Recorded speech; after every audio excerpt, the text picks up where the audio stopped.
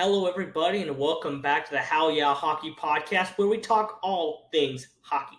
And would you believe the game we had last night in Tampa? Game 4 with the Avalanche, the Lightning looking to make their mark to tie the series up at 2, but the Colorado Avalanche had other plans.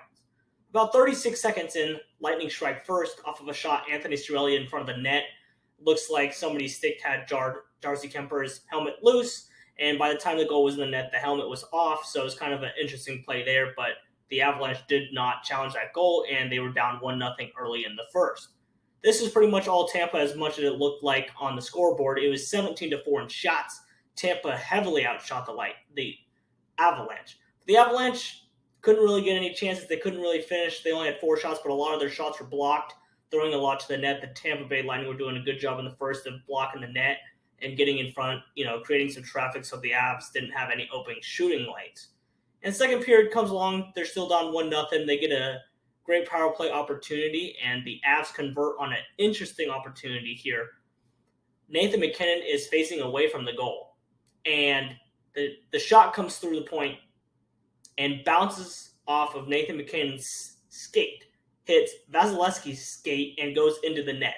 Therefore, it's a 1-1 game off of those bounces off the skate. So the Avs got pretty lucky, but, you want to work, you'd rather be, good and lucky, but the Avs are great and lucky. So it looks like getting some puck luck towards the Avs with that one in front.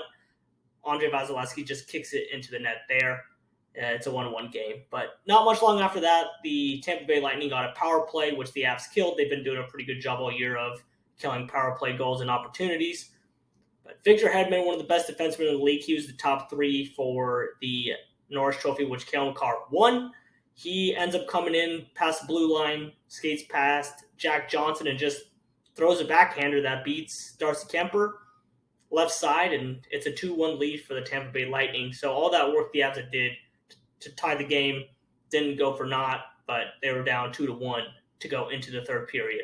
Third period is quite interesting. They come in, Avs are looking for a spark, and like I said, Tampa was boxing out the Avs all night, pretty much throwing traffic into the heavy front of the net, so you don't get any, shooting lanes available. But the thing that happens when you have no shooting lanes, the puck is bound to bounce around, and that's exactly what it did for the second goal.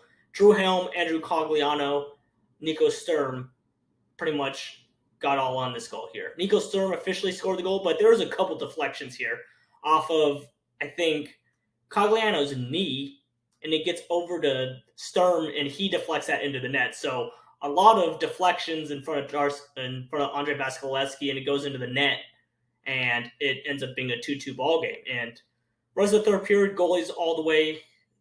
Lightning and Avalanche playing pretty well. Nobody budges. They end up going to overtime. Darcy Kemper with a big couple saves to keep it a 2-2 ball game. And the overtime period was all Avalanche. The shot differential was 10-3. 3 shots for Tampa, 10. The Colorado Avalanche end up winning the goal. And who would you believe scores the game winner but Nazim Kadri, who's been gone for the last 18 days with a fractured thumb. So pretty much he was not playing well. He was, trying to get his feet back, his first game back since the Western Conference Finals, and, trying to get his shots on, trying to find lanes. And he goes past 3 Tampa Bay Lightning to roof the puck into the back of the net. At the beginning, nobody thought it went to the net because it got lodged in the top of the net, so nobody really saw it, but you saw some Avalanche cheering in the background, so they saw that the puck was in the net. Reminds me of the 2010 Stanley Cup Finals, I believe, between Chicago and the Flyers, where Patrick Kane scored the game-winning goal. He knew it, but nobody else noticed it because it went in so fast and it was in the top of the net. Same thing that happened here, but nobody saw it go in, and they looked. Nazim Kadri scores the game-winning goal.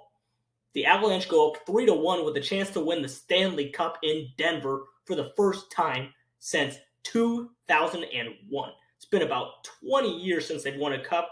The GM at the helm is none other than the great Joe Sakic.